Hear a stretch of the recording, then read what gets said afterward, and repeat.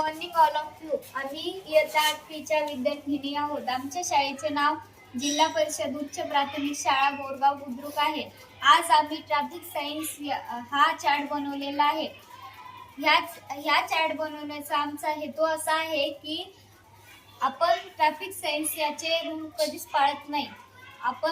यामुळे आपल्या भारतातील अपघाताचे प्रमाण खूप वाढले आहे. तर आम्ही इयत्ता 8वीच्या विद्यार्थ्यांनी तुम्हाला ट्रॅफिक सायन्स या चार्टची ओळख करून देणार आहोत. तर सर्वप्रथम माझी मैत्रीण पूजा तुम्हाला स्टॉप या सायन्सची ओळख करून देईल. हे साइन चिन्ह स्टॉपचे आहे. ते चिन्ह आपल्याला रस्त्याच्या बाजूंना दिसतात. जसे की आपल्याला शाळेजवळ बस स्टँड जवळ आपल्याला हे आढळतात. याचा वापर वाहने थांबवण्यासाठी केला जातो.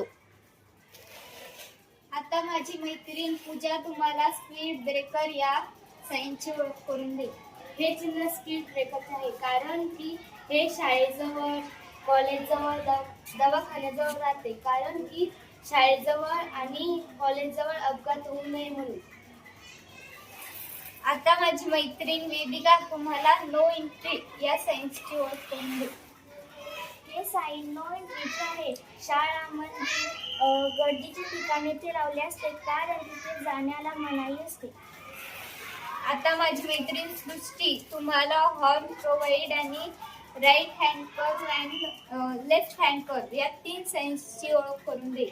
हॉर्न प्रोहिबिटेड हे चिन्ह शाळा, मंदिर, हॉस्पिटल येथे लावलेले असतात कारण तिथे कोणालाही डिस्टर्ब होऊ नये म्हणून हे चिन्ह लावले जातात.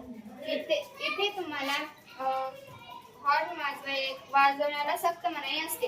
राईट हँड कर्व व लेफ्ट हँड कर्व हे वळणदार रस्त्यावर असते कारण तुम्ही जर हे चिन्ह न बघता गाडी वळवली तर ऍक्सिडेंट होऊ शकतो. आता माझी मैत्रीण भाविका तुम्हाला नो पार्किंग या साइनची ओळख करून देईल.